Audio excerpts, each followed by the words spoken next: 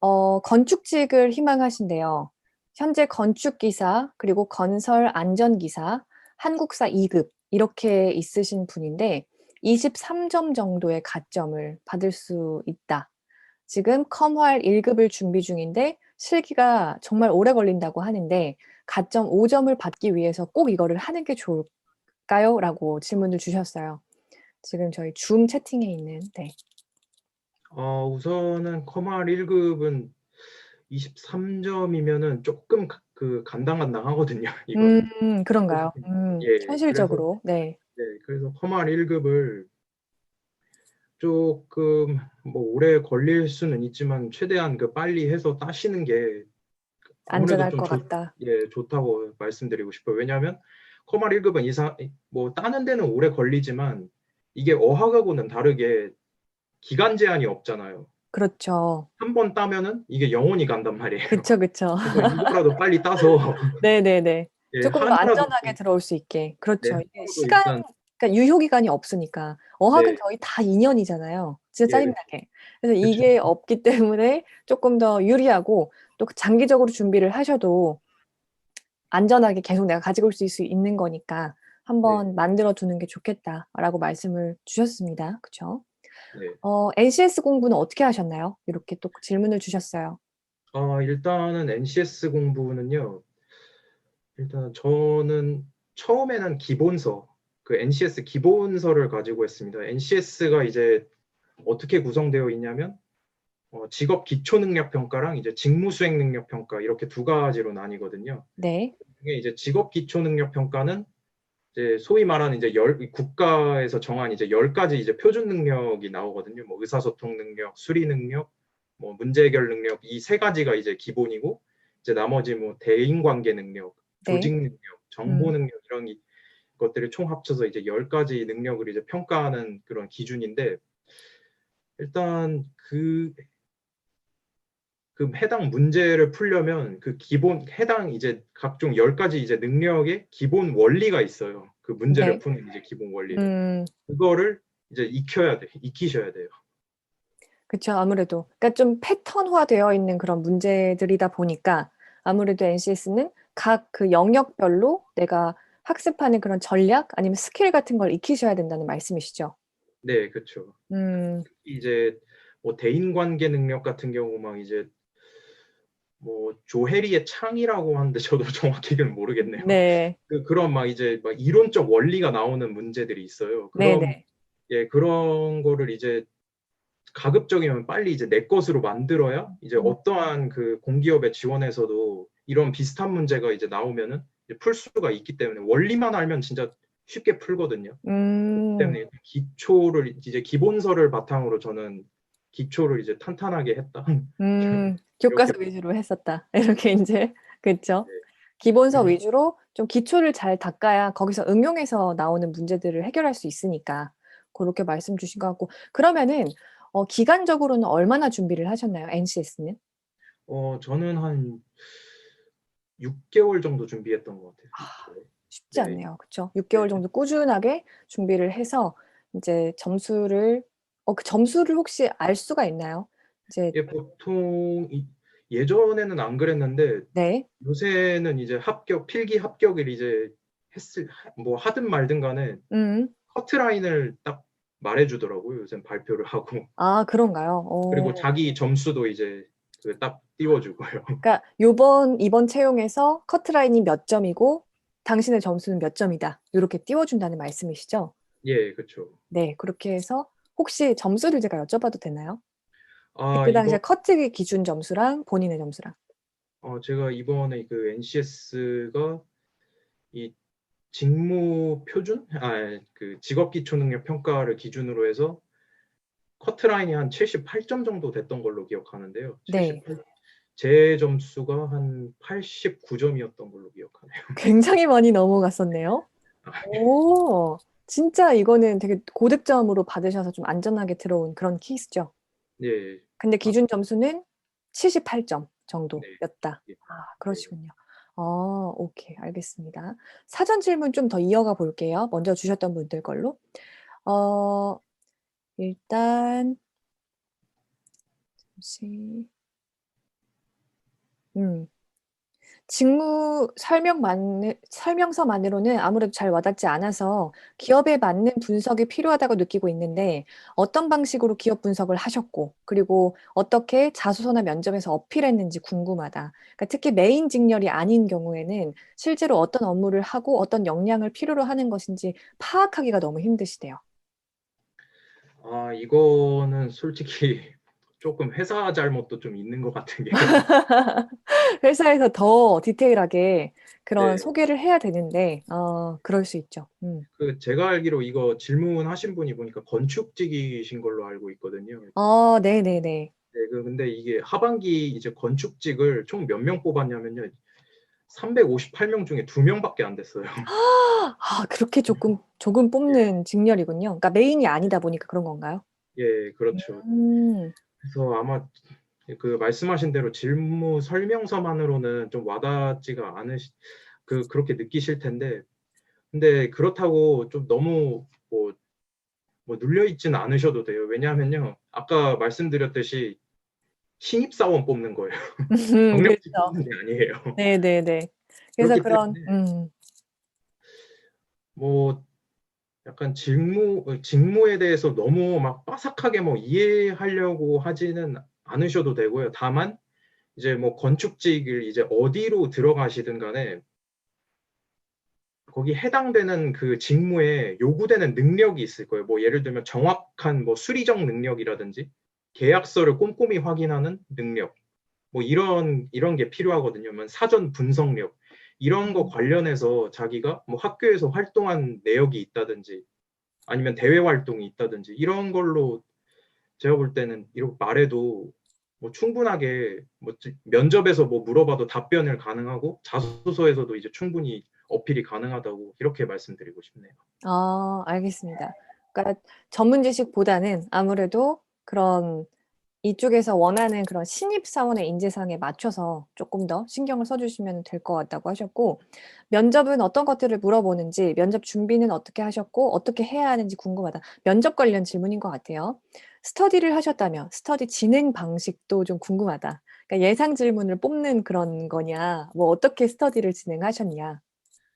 아, 사실 저도 면접은 솔직히 말씀드리면은 아무런 정보가 없어가지고요. 음. 학원을 다녔습니다. 제가 강남의 그 학원이 아마 키움 스피치 학원인가 그랬을 텐데. 정말요? 거론해도 되나요? 아, 네. 뭐 그런 네네네. 상관없습니다. 뭐 잘 되었으니까. 네. 스피치 학원을 다니신 거예요? 네, 왜냐하면 제가 아. 아마 지금도 제가 이제 말하면서 좀 느끼신 분도 계실 텐데 제가 말을 그렇게 잘은 못해요. 잘하시는데. 아, 네. 그렇게 봐주시면 감사합니다. 아무튼 제가 그 면접을 뭐 이제 어떤 것을 물어본지 어떻게 이제 준비를 했는지 물어보셨는데 일단 어떻게 준비했는지부터 말씀드리자면요. 계속 말을 하려고 일단 노력을 했습니다. 말을 하려고. 일단 음. 기본 이제 기업에서 나올 만한 기초적인 질문들 가지고 이제 말을 계속 했어요. 뭐 지원 동기라든지 아니면 1분 자기소개 해봐라. 이 회사에 왜 지원했느냐. 이런 거는 이제 기초적으로 물어보는 것이기 때문에 음. 이러한 이제 질문이 나오면 곧바로 이제 답이 나올 수 있게끔 제 어머니, 부모님 앞에서도 제가 말을 항상 했고요. 네. 일부러 연습을 좀 하셨다는 거죠. 네, 일부러 이제 제 3자를 딱 두고 그 앞에서 계속 음. 연습을 했습니다. 음. 이게 여러분 정말 별거 아닌 것 같지만 이런 기본적인 게 굉장히 중요해요. 특히나 내가 말을 잘하고 싶다. 그러니까 평소에도 그렇게 말을 잘하는 편은 아니지만 더더군다나 저희가 면접의 환경에서 그렇게 힘들고 되게 부담스러운 환경에서 말을 더 잘하기 위해서는 평소에 진짜 연습이 충분히 되어 있어야 되거든요. 그래서 보통 자소서든 뭐든 간에 뭔가에 답변을 한다 그러면은 다 이렇게 적어 놓고서 뭐 외운다거나 그런 식으로 준비를 많이 하시는데 뭘 써 가지고 하는 거는 말하는 거에 크게 도움이 안 됩니다. 그래서 지금 준영 씨 말씀하신 대로 '실제 상황이 이렇겠지.'라고 생각을 하고 스스로 그런 롤플레잉을 좀 해 보시는 게 굉장히 도움이 많이 돼요. 그래서 그렇게 네. 실제로 네. 네, 그리고 추가적으로 말씀드리자면 한전은 그 1차 이제 면접이 이제 두 번으로 나뉘거든요. 1차 네. 직무 면접, 그리고 이제 2차 인성 면접인데요. 1차 직무 면접에서 일단 뭐부터 하냐면요. 자기소개를 하는데 이 자기소개가 프리젠테이션 형식입니다. 음. PPT 형식. 그래서 시간을 주나요? 네, 시간을 줍니다. 그 면접에 들어가기 전에 자기 PT용 프레젠테이션 준비하라고 그 종이를 줘요. 그 네. 종이에 이제 자기소개 이제 할 거를 이제 한 개요 작성 시간을 한 5분 정도 주는 것 같아요. 5분. 그 5분을 가지고 이제 작성하면 이제 면접실로 들어가서 이제 면접관이 자기소개하라고 하면 이제 그때 PT를 시작하는 겁니다. 그렇게 해서 이제 준비를 시켜서 다 일괄적으로 자기 차례가 되면은 이제 프레젠테이션을 하는 거죠. 자기에 대해서. 네, 그렇죠. 그러니까 그런 능력을 보려고 하는 것 같아요. 그쵸? 네. 초반에 첫 인상이 될 수도 있는 부분이고 얼마나 조리 있게 자신의 의견을 전달하는가 좀 이런 부분들도 있겠고 자신감도 뭐 볼 수 있는 부분이겠고요. 그죠? 네. 그리고 이제 그 자기소개를 통해서 거의 이제 직무 면접은 그걸 토대로 진행된다고 보면 돼요. 이제 그 자기소개서에서 제가 예를 들어서 수리적 뭐 정확성이 저는 정말 뛰어나다라고 하면 이제 그 면접관이 그걸 토대로 이제 질문합니다. 수리적 정확성이 뛰어나다고 했는데 뭐 그런 경험을 가지고 계시는지 이런 거기를 통해서 뭐 어떤 식으로 이제 수리적 정확성을 기를 수 있었는지 이거에 대해서 이제 물어보는 식으로 이제 면접이 이제 진행이 돼요. 그러니까 일반 기업체라고 따진다면은 자소서 기반의 그런 꼬리 질문들이 많이 나간다는 거죠. 그러니까 여기로 네, 치면은 그쵸. 그 본인 자기소개하는 프레젠테이션을 통해서 거기서 이제 질문이 나간다는 거죠. 오케이, 알겠습니다. 그리고 저희가 또 개인차가 있기는 하겠지만 전공 필기나 NCS 면접 준비 비중을 어느 정도로 두셨는지가 좀 궁금하다. 우선 공기업을 통과하시려고 마음먹으셨다면요. 무조건 중점은 NCS 전공 필기로 가셔야 된다고 말씀드리고 싶어요. 왜냐하면 여기서 대다수가 탈락해요. 대다수. 아까 제가 서류에서 통과하는 비율이 사무직 같은 경우 70배수, 그리고 기술직 같은 경우 20배수라고 했잖아요. 근데 이제 이 통과한 이제 이 배수에 해당되는 사람들을 가지고 NCS를 이제 필기 전형을 실시하는데 이 통과율이 얼마나 되냐? 10%가 안 됩니다. 아, 그런가요? 왜냐하면 2배수만 남기고 다 떨어뜨리기 때문에. 그게 가장 힘든 부분이다. 예, 그렇죠. 그래서 그것만 통과해도 합격률이 확 올라가거든요. 그래서 NCS가 통과가 일단은 관건이기 때문에 네. NCS랑 이제 전공 필기 위주로 이제 공부를 해 나가는 거를 추천드리고 싶고요. 특히 요새는 전공 필기가 조금 어렵게 나오는 추세예요. 아, 그래서 직업 기초 능력, 뭐 이제 의사소통, 수리, 뭐 정보 능력, 기술 능력 이런 기초 능력을 요구하는 건 이제 좀 많이 쉬워졌고요.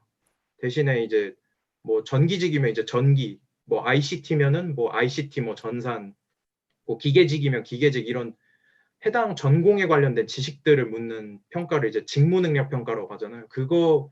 그 전공 필기 시험이 요새 좀 어렵게 나오는 추세입니다. 그래서 그거에 관련해서 좀 공부를 더 투자를 하셔야 합격에 아마 더 가깝게 가지 않을까 이렇게 생각하고 있어요. 네, 알겠습니다. 저희 사전 질문 말고 또 오늘 조금 아까 올라온 질문들 중에서 미국에서 6개월 현장 실습을 하신 게 직무랑 연관이 깊다고 생각을 합니다. 면접에서 물어봤는지 어떤 질문으로 받으셨는지 궁금하다고 하셨어요. 이거 정말 제가 아마 평생 가도 기억에 남을 면접이었는데요, 이게. 아, 그런가요? 예, 이거에 대해서 바로 첫 질문이 이거 관련해서 물어봤거든요. 바로 아무래도 조금 튀는 그런 이력이긴 하니까, 그쵸? 네, 근데 이게 뭐 긍정적인 질문이 왔을 거라고 아마 예상을 하실 텐데 네. 반전이었습니다. 절대 반전. 저한테 이거에 대해서 현장 실습을 했다고 하니까 근데 우리는 미국식 이런 그 110볼트의 이런 전기 시스템이 아니라 분산형 시스템이 아니라 중앙형 이제 시스템인데 너가 그걸 했다고 내가 우리 한국 시스템에도 그대로 뭐 적용돼서 잘할 것 같지 않은데 이렇게 말씀하셨어요. 바로 처음에? 네, 바로 압박을 내가 들어왔어요. 그렇군요. 압박이네요. 정말 압박 질문을 일부러 주신 거죠, 그쪽에서? 네. 그래서 제가 이게 설명을 좀 드리려고 했는데 또 이제 거기서 또 말을 끊으시더라고요. 끊고 아니 그게 아니라 그 어쨌든 음. 네가 뭐 미국에서 했으니까 한국에는 시스템 안 맞는 거잖아. 이렇게 그쵸, 말씀을 그쵸. 하시더라고요. 무섭게. 네, 그렇죠. 근데 이러한 면접, 뭐 압박 면접을 해도 그 여러분들께 말씀드리고 싶은 건요. 절대 당황하지 마시고 또 면접관을 이기려고 하지 마세요. 음. 이기려고 하지 마세요. 왜냐하면 면접관들은 이미 이 업무에 대해서 도 같은 신분들이에요. 여러분들이 아무리 이기려고 해도 100점 100패입니다. 이분들한테는. 그럼요. 이런 아까 말씀드렸듯이 공기업은 어떠한 직무를 어떤 업무에 투입돼도 융화될 수 있는 인재를 필요로 한다고 했잖아요. 그렇기 때문에 이러한 상황에서 적절한 대처 능력이 뭐냐면 그 사람이 말씀한 그 면접관이 말한 거에 대해서 수긍을 지적한 거에 대해서 수긍을 하는 거예요. 그리고 그 수긍을 하면서 하지만 제가 이 미국에서 제 언어도 솔직히 제 모국어도 아니고 이런 전기 시스템을 이해하고 막 하는데 이제 시간이 좀 걸리는데 그런데도 다른 애들보다 더 일을 잘해서 거기 편지에 이제 법인의 뭐 대리나 과장급들에게 인정을 받았다. 그 정도로 나는 뭐 일에 대한 적응력이 뛰어나니까 해당 이제 업무를 뭐 맡게 된다 해도 제가 뭐 끊임없이 이제 뭐 노력을 해서 하면은 이 업무 충분히 수행할 수 있다. 이런 식으로 이제 어필을 해야 이제 면접관들 입장에선 좋게 본다. 이렇게 음. 말씀드리고 싶어요. 너무 중요한 말씀 해주신 것 같아요. 정말. 그쵸. 압박 질문을 받게 되더라도 면접관을 이기려고 들지 말아라. 그쵸. 네, 네. 너무 중요한 지금 말씀을 해주셨습니다. 그 다음으로 좀 가볼게요. 저희 또, 공기업 사무직 좀 이제 지원하시는 것 같은데, 1.0에서 준비하는 방법? 죄송해요. 1번이고 0에서 준비하는 방법. 무조건 자격증 따는 것만 해야 하냐. 근데 아까 전에 답변을 주셨던 것 같고요. 그다음에 회사 경력이 없는 20대 중반도 괜찮을까요? 요것도 비슷하게 답변을 해주셨던 것 같습니다. 문제가 없다라고 생각을 하시죠? 네, 문제가 없습니다. 네. 그리고 3번 토익을 하셨다면 토익 공부법이 궁금하다. 요거 좀 답변해 아, 주세요. 예, 저도 이제 토익이 제가 처음 봤을 때가 이제 제가 진짜 저도 900점을 넘기가 정말 힘들었어요. 맞아요, 맞아요. 이게 오픽은 그래도 하다 보면 오르는데 토익은 이제 하도 안 오르다 보니까 이걸 어떻게 네. 해야 되나 했는데 음. 우선 듣기 같은 경우는요. 이제 1.2배수? 1.2배속으로 계속 이제 그 이상으로 이제 계속 들으려고 이제 노력을 했어요. 왜냐하면 음. 이게 이제 좀 빨리 하다 보면은 제가 막 놓칠 수도 있지만 토익은 그런 거 안 기다려 주잖아요. 특히 파트 그렇죠. 3와 파트 4. 음. 그거는 이제 한 번 듣고 세 개 문제를 이제 동시에 풀어야 되는 정말 좀 그쵸. 제가 봐도 정말 이거는 너무 말이 안 되는. 말이 안 되는 건데. 근데 이제 그거에 이게 사람이 이제 적응을 하면 또 적응을 하는 동물이기 때문에 이제 그 1.2배속이나 1.3배속에 익숙해지면요. 그게 아무리 빨리 들려도 또 막 영국식 발음으로 들어와도 이게 다 들리게 되거든요. 그러니까 이거를 약간 좀 듣기 같은 경우는 이제 일상화, 그러니까 어려운 그 억양이나 뭐 이런 파트라도 일상적으로 들릴 수 있게끔 만들어라. 그렇게 좀 말씀드리고 싶어요. 음. 제가 이제 처음에 저도 미국 처음 갔을 땐 좀 영어를 못 해가지고 좀 의사소통도 그렇고 듣기 면에서도 그렇고 좀 많이 애를 먹었는데요. 그때 제가 도움이 됐던 게 뭐냐면 자는 순간 진짜 자는데도 그 미국 그 방송을 제가 틀어놓고 잤어요. 잘 때. 음. 그거를 거의 한 1년은 한 것 같네요. 1년. 그렇게 끊임없이 노력을 좀 하셔 갖고 네. 귀를 트였던 그런 네, 경험이 그렇죠. 있으신 거죠. 그렇죠. 그러니까 토익에 대한 특히 리스닝 관련해서 얘기를 이렇게 해 주셨는데 제가 또 영어를 가르치는 사람이다 보니까 좀 한마디 덧붙이자면 되게 중요한 얘기를 해 주셨어요. 그러니까 리스닝 저도 토익을 준비하시는 분들한테는 "LC가 잘 안 오른다."라고 하시면 "무조건 1.2배속, 1.5배속으로 들으면서 공부를 해라."라고 말씀드리거든요. 그러니까 저희는 공부를 할 때 항상 극한의 상황에서 공부를 해야 실제 시험장에서 쪼끔 더 수월하게 느낄 수가 있어요. 그러니까 나의 몸이 항상 편안하게 공부를 하게 되면은 딱 그 정도까지밖에 안 되거든요. 그러니까 더 어렵게, 더 좀 힘들게 그런 상황에 나를 계속 노출을 시켜야지만 실제 힘든 그런 시험 상황에서도 조금 더 수월하게 들어갈 수가 있는 거잖아요. 특히 리스닝 하는 거는 일반적인 속도로 계속 듣는 것보다는 조금 더 빠르게 돌려서 실제 시험장에서 약간 느리다 싶을 정도로 느껴질 수 있게 그렇게 리스닝 준비하시면은 조금 효과가 좋죠. 그렇게 얘기를 좀 잘 해 주셨고 저희 좀 이어서 보시면 공기업 전기직 질문인데요. 준영 씨랑 같은 부분으로 들어오고 싶으신 것 같아요. 전국권으로 쓸 경우 내가 원하는 지역을 아예 선택을 못 하는지 궁금하다. 경기 남부에 사신대요. 전국권인 경우에 보통 어느 근무지로 발령받는지 궁금하다. 이거는 저도 사실 공감이 많이 되는 게 저도 전국권으로 제가 이제 해서 음, 했거든요. 네. 근데 아직 신입사원 교육을 지금 받고 있지만 이게 나중에 보니까 회사에서 그 지망을 받는다고 하더라고요. 1지망부터 이제 3지망까지 해서 쓰라고 그 지망을 받는데 아마 근데 이제 1지망은 거의 될 가능성은 없다고 보시면 되고요. 보통 이제 된다면 이제 한 2지망이나 이제 3지망쯤 되는데 근데 한국전력공사가 이게 전국에 이제 막 변전소나 이런 데가 있다 보니까 정말 오지 근무할 가능성이 굉장히 많아요. 음, 그래서 신입사원들 보니까 거의 오지 근무할 확률이 한 적어도 한 5, 60%는 된다고 하더라고요. 특히 전기직은. 예, 대부분 특히 다 그렇게 가게 되네요. 예, 그렇죠. 그래서 아마 신입사원은 이제 그런 뭐 이제 뭐 강원도 산골짜기로 뭐 갈 수도 있고 뭐 전라남 음, 정말 이제 안 좋은 경우 이제 저기 전라남도 섬 쪽에 갈 수도 아, 있는. 본인이 원하지 않아도 그게 네, 그렇죠. 발령이 나는 거죠. 네.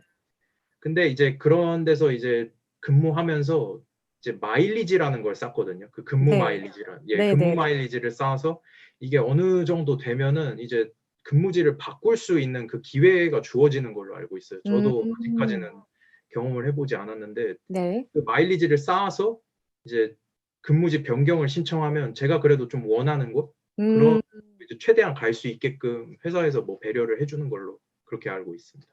그렇군요. 그러니까 준영 씨가 이번 하반기 채용에 최종 합격을 하셨기 때문에 지금 트레이닝을 시작한 지 얼마 안 되셨대요. 그래서 트레이닝 끝나면은 그렇게 근무지 발령이 어디로 나는지 아실 수가 있겠죠? 그때쯤 가서. 네, 그러시겠죠? 그렇죠. 네, 알겠습니다. 저희 지금 유튜브 쪽에서 댓글 좀 확인을 할게요. 이쪽에 전기과를 이건 아까 전에 여쭤봤던 것 같고, 어, 근무지 발령이 오지로, 방금 얘기하신 것 같아요. 오지로 발령받는 경우가 많다던데, 직업 만족도가 어떤가? 지금 아직 일을 시작하지 않으신 분이라, 그 부분에 대해서는, 근데 혹시 뭐 선배들이나 주변 분들한테 들은 바가 있으실까요? 그런 직업 만족도에 대해서? 일단 뭐 지금 공기업 가시는 분들이 이제 제일 먼저 그 1순위 그 선택하신 1순위가 이제 직업 안정성이잖아요. 네. 그런 면에선 한국전력공사가 이제 최고라고 할 수 있는 게 우리나라가 망하지 않는 이상 이건 전력은 계속 써야 되기 때문에 절대 망할 일은 없어요. 네. 근데 이제 단점이 뭐냐면 오지 근무가 이제 많고 또 오지 근무를 하다 보면요. 네. 이 한국전력공사가 이제 그 공기업이다 보니까 이 인기가 있어진 게 이제 2000년대 그 IMF가 끝나고 이제 2000년대 이후로 이제 인기가 있어졌거든요. 그 네네. 전까지는 그렇게 실력 있는 분들이 오진 않았어요. 그런가요? 네, 그때 이후로. 그래서 아직까지는 좀 보수적인 곳이 많아서 음, 그런 면에서 이제 좀 직업 만족도가 좀 떨어진다. 약간 분위기 자체가 조금 그런 네, 보수적인 부분이 있다. 그 일부 지역 같은 경우는 아직도 지금 막 술잔 돌리기 문화가 좀 있다고 하더라고요. 진짜. 정말요? 그럴 수 있겠네요. 그러니까 네, 지방이나 그런 쪽의 경우 그럴 수 있다. 그렇죠. 그런 장단점이 좀 있다고 말씀을 주셨고요. 지금 줌 쪽에서 다른 직렬은 전기직에 비해서 근무지가 어떤 편이라고 알려져 있나요? 다른 직렬에 대해서 좀 혹시 알고 계실까요? 일단 아마 다른 직렬이라면 제일 이제 범위가 클 게 아마 사무직일 사무직이겠죠? 텐데요. 네.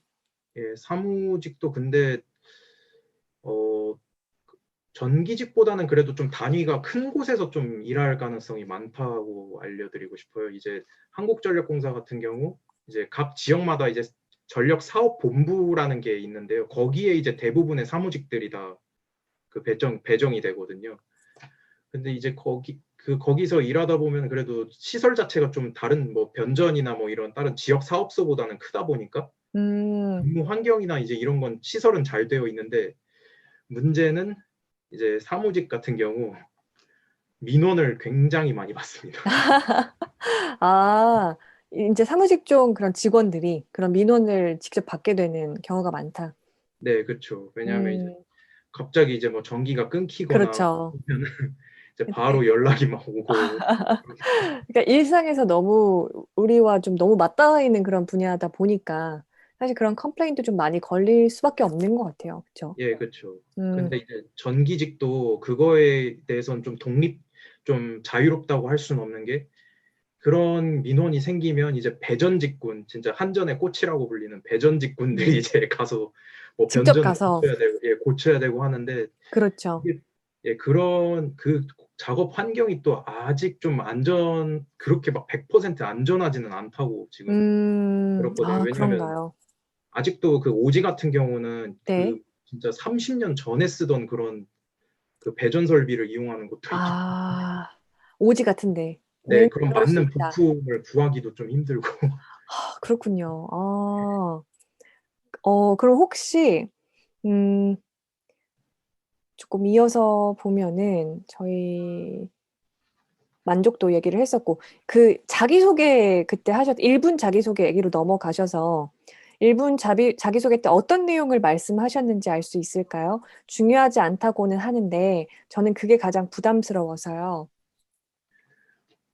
일단 1분 자기소개 때 제가 그때 발표했던 거는 진짜 직무기술서에서 나온 그 요구되는 능력 중에 두 가지를 제가 선택해서 그걸 중점적으로 어필했던 것으로 기억나요. 음, 그때 이제 제가 아까 말씀드렸던 그 6개월간의 그 현장 실습 경험이 있다고 했잖아요. 네. 그거를 이제 직무기술서의 이제 전기직 분야에 보면요. 그 정확한 그 업무 처리 능력 그것이 있거든요. 음, 그렇기 때문에 매뉴얼을 따라서 전기 이제 뭐 설비를 고쳐야 될 일이 있거나 아니면 점검을 해야 될 일이 있다. 그러면 진짜 뭐 매뉴얼에 따라서 뭐 좀 영어로 된 그런 어려운 매뉴얼이 있더라도 제가 단번에 이거 문제를 캐치하고 그거를 알아내서 해결하는 능력이 있었다. 그거를 이제 첫 번째로 제가 중점 강조를 했고 또 두 번째는 근데 사실 좀 기억이 잘 안 나네요. 아, 그런가요? 그런 이게 식으로 뭔가 그들이 원하는 키워드에 맞춰서 이제 네, 넣었다는 거죠. 네, 최대한 근데 이제 간단하게 해야 돼요. 간단. 1분 그게 자기소개다 보니까 예, 너무 1분 정도. 길어지지 않게 네, 그렇게 정말 핵심만 딱 넣어서 임팩트 있는 자기소개를 하는 게 중요하다. 이렇게 네. 말씀을 주셨습니다. 어, 그리고 저희 전기 기사는 몇 번 만에 붙으셨나요? 합격률이 극악이던데 걱정됩니다. 전기 기사요. 전기 기사 같은 경우 근데 저는 그 해당 전공이다 보니까 네.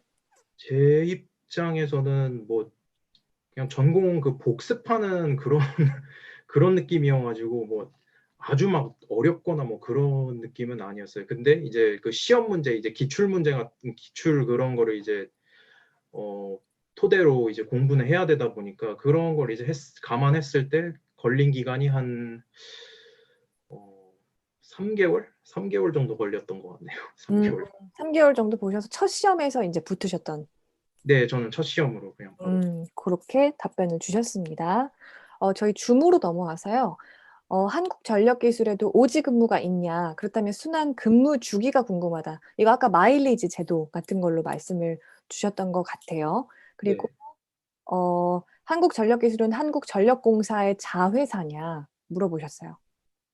아, 잠깐만요. 네, 전력기술이 한국전력공사의 자회사냐라고 질문 주셨어요. 예, 맞아요. 그 제가 이거를 원래 처음 말씀드리고 싶었는데요. 음, 그 한국전력기술이랑 한국전력공사는 다른 회사예요. 다른 많이, 회사입니다. 예, 아까 광고에서도 보니까 한전이랑 한전기를 좀 한국전력 기술을 많이 헷갈리시던데 음. 한국전력공사는 아까 말씀을 안 드렸구나. 송변전을 이제 주로 하는 사업으로 이제 국민들한테 이제 전기 공급을 전력 공급망을 이제 구축해서 이제 전기 공급을 원활하게 하는 그런 이제 공기업이 한국전력공사고요. 한국전력기술은 이제 한전의 자회사예요. 근데 음. 이제 이쪽은 어떤 일을 주로 하느냐? 발전소를 설계하고 시공하고 그리고 조달하는 그 물자를 조달하는 그런 업무를 하는 곳이 한국전력기술입니다. 그래서 저는 완전히 이제 다른 네.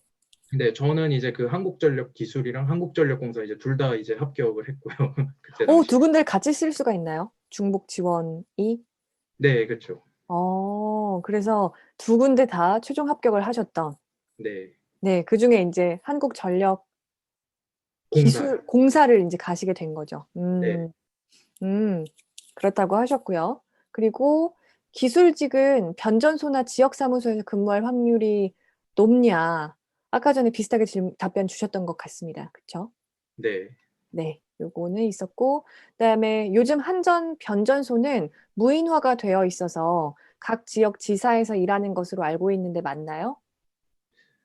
어, 이거는 제가 근데 요새 이제 한전 무인화가 좀 많이 그 되어가는 추세라고 알고 있어요. 왜냐하면 그 최근 회사의 이제 트렌드가 그 변전 시스템의 이제 디지털라이제이션이라고 해가지고 이제 IT 기술을 접목해서 이제 시스템을 이제 통제하는 그런 거를 구축하는 것을 이제 어떠한 기업 목표라고 해야 되나? 그렇게 이제 삼고 경영을 하고 있거든요. 그래서 실제로 음. 아마 변전소 무인화가 되어 있는 곳들이 꽤 될 거예요. 대도시를 중심으로. 근데 저도 이제 이거는 현장에 직접 가보지를 않았으니까 네. 저는 아직 그 교육생이고 아직 음. 수습 직원이고 하다 보니까 네. 이거에 대해서 또 정확하게는 말씀 못 드리겠지만 회사가 아무튼 그런 방향으로 좀 가고 있다는 것만 말씀드리고 싶네요. 그렇게 다 답변 주셨습니다. 그래서 저희 지금 일단 여기까지 질문을 주셨던 분들에 대해서는 제가 질문을 다 이야기를 했던 것 같아요. 그쵸? 혹시 누락된 게 있거나 하시면은 한 번만 더 저한테 보내주시면은 제가 바로 다시 질문을 좀 드리는 걸로 하고요. 다른 분들도 혹시 좀 더 궁금하신 게 있으시면은 지금 저희 시간이 거의 1시간이 이제 넘어가기 때문에 조금 마지막으로 가산점 점수가 몇 점인지 궁금하다. 최소 115점은 맞춰야 되느냐. 아까 가산점 얘기를 초반에 저희가 얘기를 했어요. 그래서 다시 한번 좀 짧게 정리를 해 주시겠어요? 준혁 씨. 네, 우선 그 가산점 점수가 안정적으로 이제 서류를 통과하시려면 그 115점이라고 하셨는데 이게 아까 사무직은 이제 가산점 만점 기준이 20점이라고 말씀드렸고 또 기술직은 40점이라고 말씀드렸잖아요. 이 서류를 안정적으로 통과하려면 사무직 같은 경우는 15점. 15점은 받아야 20점 만점에 15점은 받아야 안정적으로 이제 서류 통과가 가능하고 기술직 같은 경우는 그래도 25점 이상은 최소한 맞아야 통과가 가능하다. 이렇게 말씀드리고 싶어요. 네. 아까 전에 초반에 주셨던 그 답변을 다시 한번 정리를 해 드렸고요. 그래서 가산점에 대해서는 그렇게 참고를 해 주시면은 될 것 같고 혹시 준영 씨가 인제 이번에 다른 공기업들도 같이 경험을 좀 하셨잖아요. 다른 곳들 얘기를 좀 더 해 주실 수 있나요? 예, 제가 이제 다른 곳을 지원했던 곳이 이제 대표적인 게 두 군데가 있는데요. 하나가 이제 한국철도시설공단이 있고, 그리고 두 번째가 이제 한국도로공사. 그렇게 두 개가 음. 있습니다. 어떠셨어요? 좀 한전과 많이 다르게 느껴지시던가요? 두 군데 다 최종 합격까지 가셨나요? 아니면 최종 아니요. 면접에서? 음. 그 한국철도시설공단은 이제 면접에서 떨어졌고요. 음. 도로공사는 필기에서 떨어졌던 걸로 아네요. 그런가요? 네. 이게 어떻게 생각하세요, 개인적으로? '왜 저곳들은 떨어졌고 한전을 붙었을까?' 이렇게 생각을 하시면. 사실 여기서는 좀 약간 그날 좀 운이 좀 작용했다. 그런 게 있다고도 좀 말씀드리고 싶어요. 왜냐하면 도로공사나 뭐 이제 도로공사 같은 경우는 필기 시험이 정말 제가 예상치 못한 음. 곳이거나 그런 곳에서 좀 많이 나왔거든요. 도로공사가 그렇다는 말씀이시죠? 그러니까 이제 직업 NCS가 이제 기본 세 가지 능력이 이제 의사소통, 수리, 이제 문제 해결 능력 이 세 가지인데 이 기본적인 문제들도 회사마다 이게 다 달라요. 왜냐하면 출제 기관이 다 다르기 때문에. 음. 그래서 그 문제 성향이 어떤 곳은 이제 모듈형이라고 해가지고 기본적인 이론을 가지고서만 이제 물어보는 문제가 있고 또 P셋형이라는 게 있거든요. 네. P셋형 약간 이제 좀 삼성의 G셋? 음흠. G셋 그런 거 이제 비슷하다고 좀 보시면 되는데 약간 좀 뭐라고 해야 되나 수리 능력과 이제 뭐 문제 해결 능력이 짬뽕된 그런 문제들. 네. 도표를 보고 이제 뭐 이 문제를 해결하라고 하든지 뭐 이런 문제가 이제 뭐 나오는데 음. 제가 좀 자신 있었던 게 P셋형이었거든요. 그 근데 이제 P셋이 약간 7급 공무원들 보게 되는 그런 시험 아닌가요? 그런 좀 비슷한 거예요. 음. 근데 이제 저는 그렇게 나올 거라고 또 예상했더니 이제 웬걸 모듈형이 이제 나오고. 아. 그래서 예상치 못한 걸 받게 되면서 그쪽에서 네. 좀 힘들게 됐었다.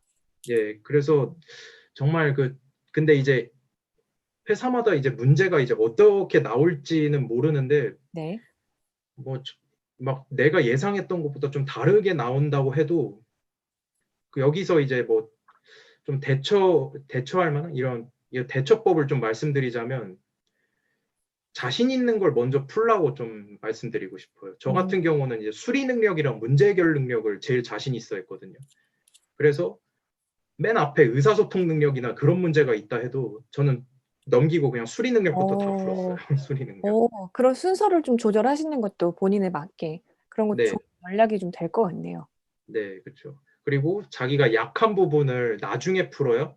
그래도 제가 자신 있는 부분에선 거의 최대한의 그 점수를 음. 끌어모을 수가 있거든요. 그렇죠. 네. 그렇게 준비를 하셨고. 그리고 또 하나 질문이 사기업도 혹시 지원을 하셨냐? 안 하셨다면 사기업보다 공기업을 더 선호하셨던 이유는 혹시 안정성 때문이냐? 좀 질문을 주셨습니다. 저는 사기업은 결론적으로 말씀드리자면 지원을 안 했습니다. 아예 안 하셨어요. 네, 아예 안 했습니다. 왜 왜냐하면 공기업을 선택하셨나요? 우선 좀 제 주변인들의 좀 이게 조언이 좀 큰 작용을 했던 것 같아요. 어. 이제 제 친형도 이제 에너지 관련 공기업을 이제 다니고 있는 분인데 그 제 친형이 이제 원래 사기업도 좀 준비를 네. 했었거든요. 그 취준을 할 때. 근데 지금 그 기업이요. 지금 어떤 상황이냐면 그 지원했던 사기업이 지금 어떤 상황이냐면요. 거의 지금 도산 위기예요. 거의 지금. 이게 코로나 때문인가요? 아니면은 코로나 때문만은 아니고요. 지금 탈원전 때문에 지금 좀 탈원전 영향 직격타를 맞은 기업인가 직격탄을 보네요. 맞은 기업이거든요. 아. 공기업은 그래도 있는 사업을 유지하고 또 정부에서 지원을 받는 기업이기 그렇죠. 때문에 음. 직업상으로는 굉장히 안정적인데 음. 이제 그 기업은 이제 정말 지금 구조조정도 지금 들어갈 정도로 지금 음. 말이 아닌 상황이라 막 주식도 지금 막 최근 막 내다 팔고 그런 실정이라고 하더라고요. 음. 그래서 그런 면을 보면서 저런 사기업은 뭐 돈은 많이 좀 받을 수 있어도 이러한 경기 한번 잘못 맞으면 그 앞날을 장담할 수 없겠다 싶어가지고 저도 이제 안정을 택했던. 아무래도 인제 성향도 그렇고 좀 상황적으로도 아무래도 좀 더 안정적인 그런 곳을 선택하고 싶으셨던 거라고 좀 말씀을 주셨고요. 혹시 그렇다면 필기는 전기 기사를 베이스로 준비를 하셨냐? 네, 전기 기사를 베이스로 했죠. 아니, 왜냐하면 그 해당 내용이 이제 전공 필기 시험에서 거의 그대로 나오는 경우도 많거든요. 거의 음. 연계가 많이 NCS가 그래도 이런 건 고마운 게 이제 자격증 관련 이제 분야에 이제 배우는 그런 이론들이 거의 대부분 다 거의 그대로 나오거든요. 어. 그래서 그런 면에서는 좀 공기업 시험이 굉장히 좀 그래도 합리적이지 않나. 그렇게 그런 생각을 생각을, 하신다. 네, 그런 생각이 들어요. 알겠습니다. 그리고 또 피셋 점수가 정말 안 오르는 편인데 기본서 외에 추천해 주실 만한 서적이라든지 모의고사가 좀 있을까요? 그리고 문제 하나하나 어떤 식으로 공부하셨는지 구체적으로 알고 싶습니다.라고 하셨어요. 네, 간략하게 일단 네, 답변을 해주세요.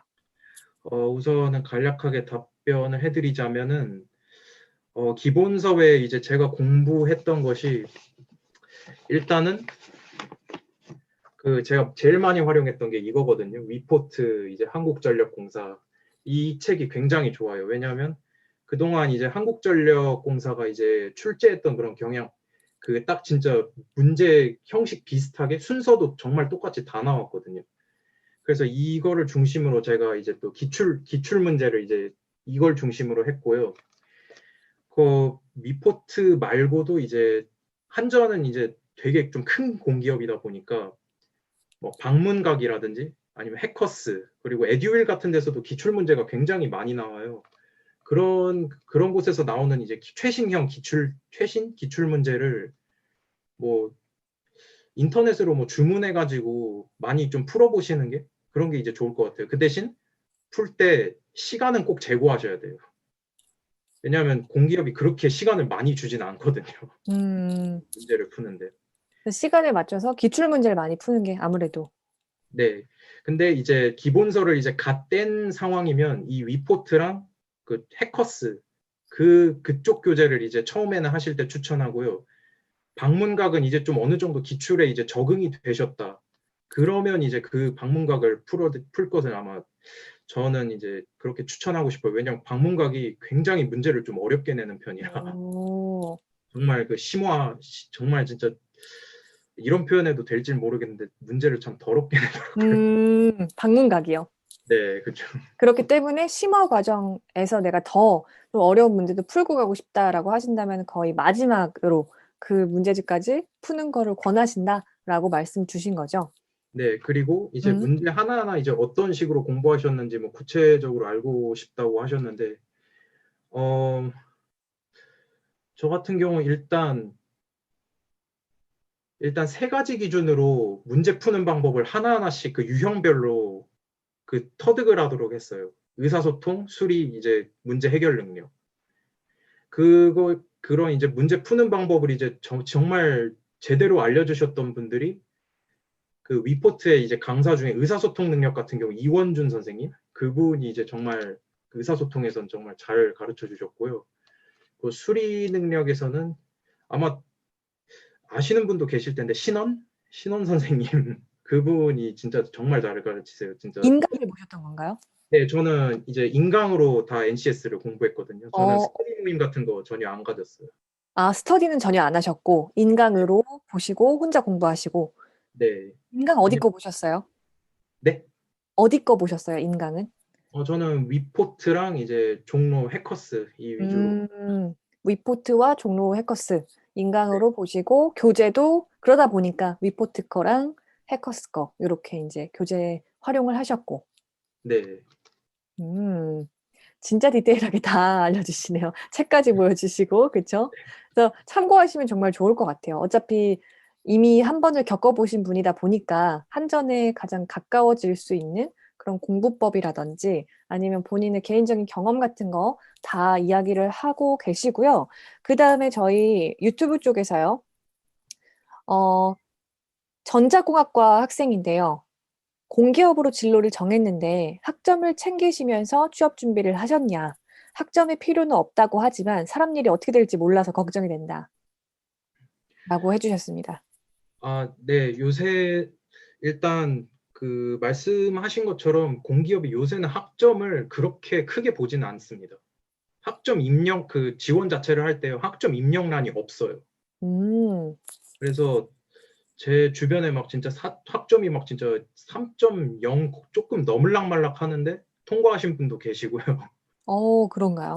네, 그래서 학점은 그 지원 기준 솔직히 이제 요새는 지원 기준도 안 되는데 안 보는 편인데 그래도 조금 안정적으로 좀 가고 싶다 하시면은 사무직 같은 경우는 그래도 한 평점 3.5 그 정도는 넘으시는 거를 추천드리고 기술직 같은 경우는 3.0 그 정도는 좀 음, 넘고 가시면 아마 학점상으로는 딱히 그렇게 꼬투리는 안 잡는 것 같습니다.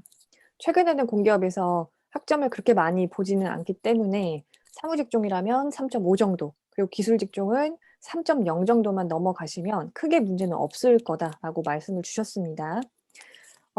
기본서 물어보셨는데 방금 이제 직접 보여주시면서 소개를 해드렸고요. 광고는 전혀 아니죠. 저도 지금 처음 보는 교재고 실제로 준영 씨가 쓰셨던 그런 교재를 가지고 소개를 해주셨어요. 아, 혹시 잠시만요. 네네. 기본서는요, 제가 또 따로 있어요. 기본서. 아, 그쵸. 지금은 이제 문제풀이 위주로 했던 교재를 보여주셨고, 네, 기본서는 어떤 기본 거죠? 이거거든요. 이것도 위포트 이제 NCS. 리포트인데 자주색이에요. 이게 음, 자주색 되게 좀 두꺼운 건데요. 네. 이 보면은 이제 안에 뭐 의사소통부터 시작해서 뭐 수리, 문제 해결, 자원 관리, 뭐 대인 관계 능력, 조직 능력, 뭐 그다음에 또 뭐가 있었더라? 정보 능력 이런 게 다 나와 있거든요.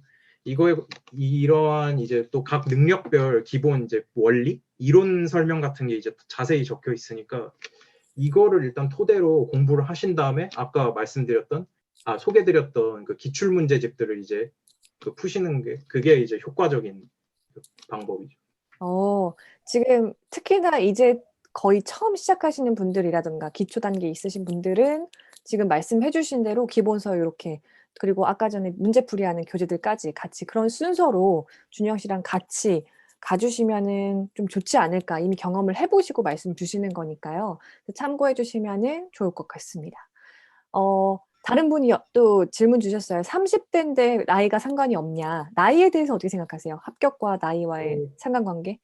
공기업에 오시는 분들이요 생각보다 나이 연령대가 굉장히 다양해요. 음. 저희 그 동기 중에서도 제일 나이 드신 분이 아마 72년생이었을 거예요. 72년생. 아, 그런가요? 네, 72년생 분도 계셨어요. 그 정도로 나이에 관해서는 정말 진짜 다양한 연령대의 분들이 모이시는 것 같고요. 아마 그런 이유가 제가 볼 때는 그 공기업의 블라인드 채용, 음, 이러한 점 때문에 그런 분들도 또 신입으로 또 들어오시지 않는가 이렇게 좀 생각하고 있습니다. 혹시 성비는 어떤가요? 성비는 이제 한국전력 같은 경우 어, 좀 약간 남초 회사예요, 여기가. 아무래도.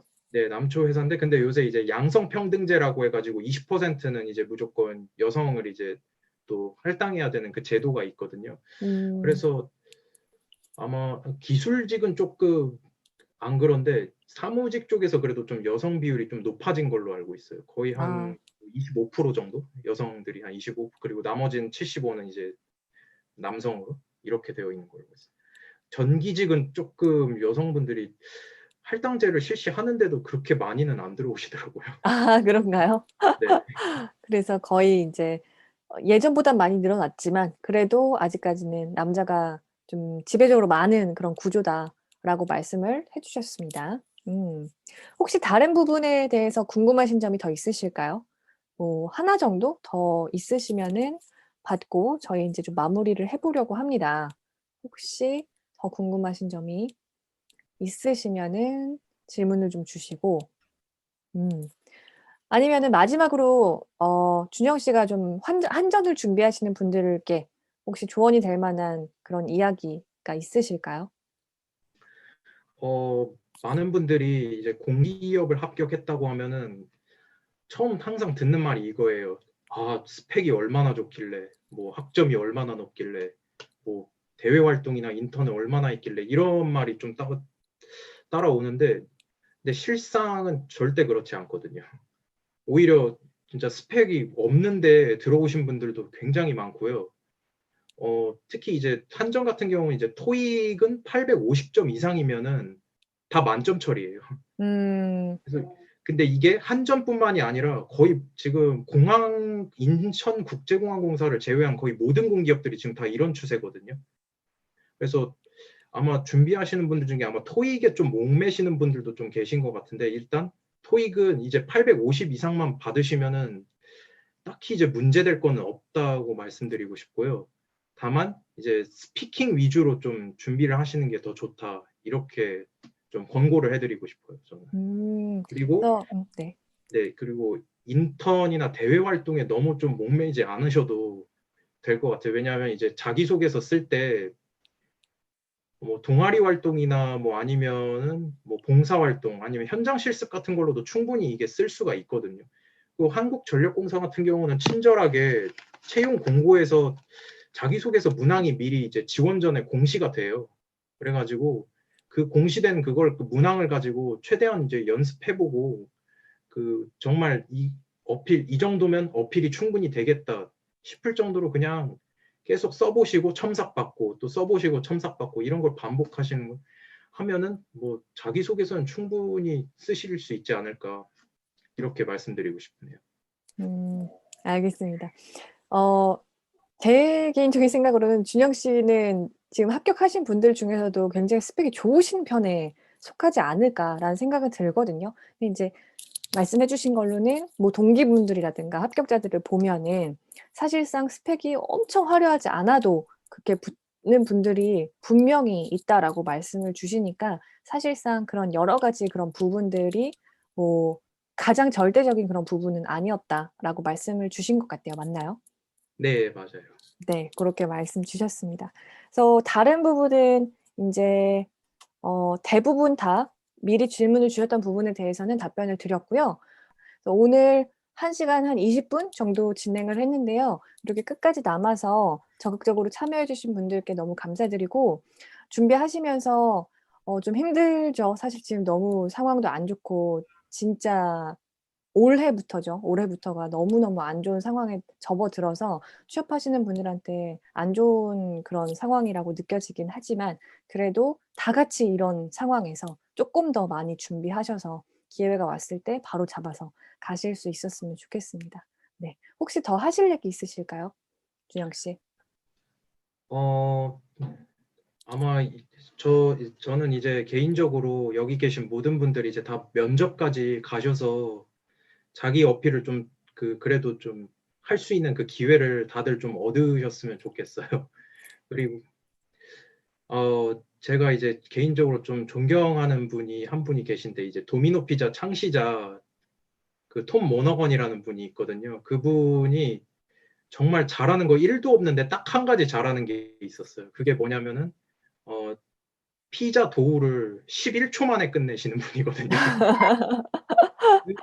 그 하나로 지금 현재 미국의 그 2위 피자 업계 그거의 체인을 모두 총괄하는 그 지금 회장이 이제 어. 됐거든요. 톰 모너건이라는 사람인데 그분이 하신 말씀이 뭐냐면 뭐 폭풍우가 몰아치든 눈보라가 몰아치는 흐린 날에도 해는 항상 뜬다라고 했어요. 지금 코로나 때문에 좀 많이 어렵고 힘든 시기인데 그래도 항상 언제나 해는 뜨잖아요. 동쪽에서 항상. 여러분들 인생에서도 아무리 지금 어렵고 힘든 시기라도 그 희망은 항상 가지고 있으니까 그 잃지 마시고 그 꿋꿋하게 좀 살아가셨으면 좋겠습니다. 도전을 하시고. 저한테도 너무 도움이 됐던 그런 말씀이신 것 같아요. 그래서 너무 멋진 말씀 해 주셔서 감사하고 오늘 이렇게 또 기꺼이 제안도 해 주시고 열심히 이렇게 해 주셔서 너무 감사합니다, 준영 씨. 도움이 많이 되셨기를 바라고요, 모든 분들. 그리고 이게 또 도움이 되셨다면은 제 채널도 열심히 구독을 좀 해 주십시오, 여러분. 네, 알겠습니다. 부탁드리겠습니다. 네. 너무 고생 많이 하셨고요. 저희 그러면은 여기서 네 마무리를 좀 하겠습니다. 네. 아, 예. 네. 너무 고생 많으셨습니다. 천천히 예. 나가 주셔도 될 것 같아요. 수고하셨습니다. 네, 감사합니다. 네.